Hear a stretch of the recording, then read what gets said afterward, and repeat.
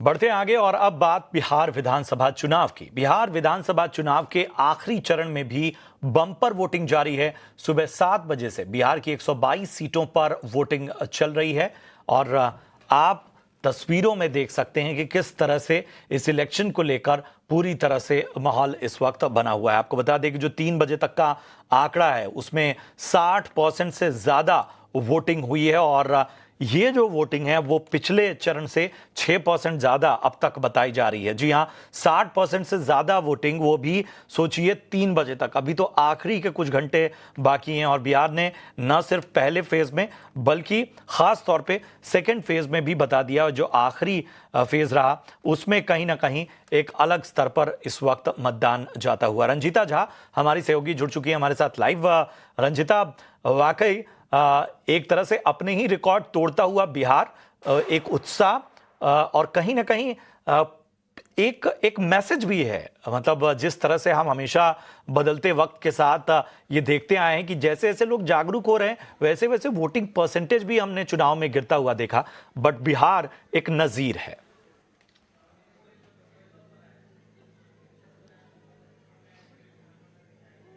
बिल्कुल, देखिए बिहार एक नजीर पेश करता हुआ और ऐसा लग रहा था जब पहले चरण का मतदान हुआ था उस समय कहा गया बम्पर वोटिंग हो रही है।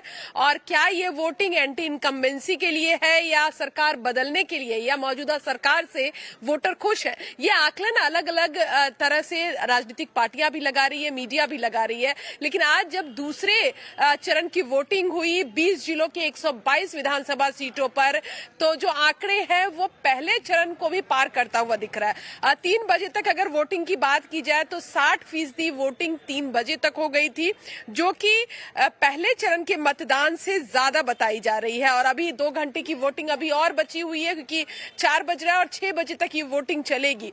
झंझारपुर में मौजूद हूं मैं, जो मधुबनी विधानसभा का जिले में झंझारपुर विधानसभा आता है। और वहां हालांकि आप मेरे आसपास बहुत वोटर नहीं देख पाएंगे क्योंकि जो वोटरों का आने का सिलसिला था वो सुबह के वक्त था।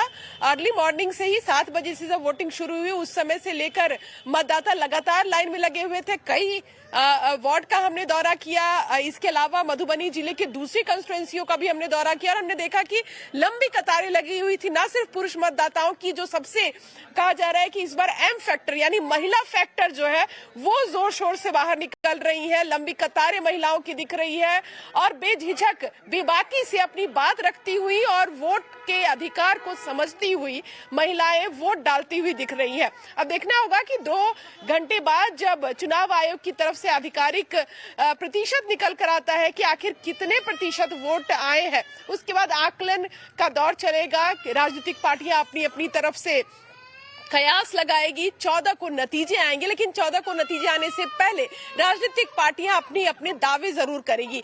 एम फैक्टर यानी महिला फैक्टर, क्या एम वाई समीकरण जो लगातार राजनीतिक पार्टियां कह रही है कि एम वाई समीकरण जो है वो अब महिला और युवा समीकरण हो गया है, जो पहले मुसलमान और यादव समीकरण हुआ करता था। जब प्रशांत किशोर जो पहली बार चुनावी मैदान में बिहार में आए हैं, उनका कहना है कि ये एक्स फैक्टर आपको इसलिए दिख रहा है क्योंकि जो प्रवासी मजदूर है वो अभी भी रुका हुआ और वो वोट डालकर बिहार से जाएगा। तो ये तमाम चीजें अब ये आकलन का और जो विशेषज्ञ हैं उनके लिए ये समझने की जगह रहेगी कि आखिर ये वोट प्रतिशत किस तरफ बढ़ रहा है, कहीं ना कहीं किसको इसमें गेन होगा, क्या मौजूदा सरकार एक बार फिर रिटेन करेगी, यानी कि जो 20 साल का कार्यकाल है वो आगे बढ़ेगा या फिर बदलाव के लिए ये वोट दिया गया है, ये 14 नवंबर को पता चलेगा। बिल्कुल रंजीता, और शुक्रिया करेंगे तमाम अपने विस्तार से बातें बताई कि इस बार जो समीकरण हैं, इक्वेशन हैं और फैक्टर्स जो हैं वो कितना बड़ा रोल प्ले करने वाले हैं बिहार चुनाव में। और यही वजह है कि बिहार चुनाव इस बार दिलचस्प हो चला है। यहाँ रुकेंगे हम एक छोटे से ब्रेक के लिए और ब्रेक के उस पार भी कुछ अहम खबरें होंगी आपके सामने लेकर आएंगे। आप बने रहे हमारे साथ।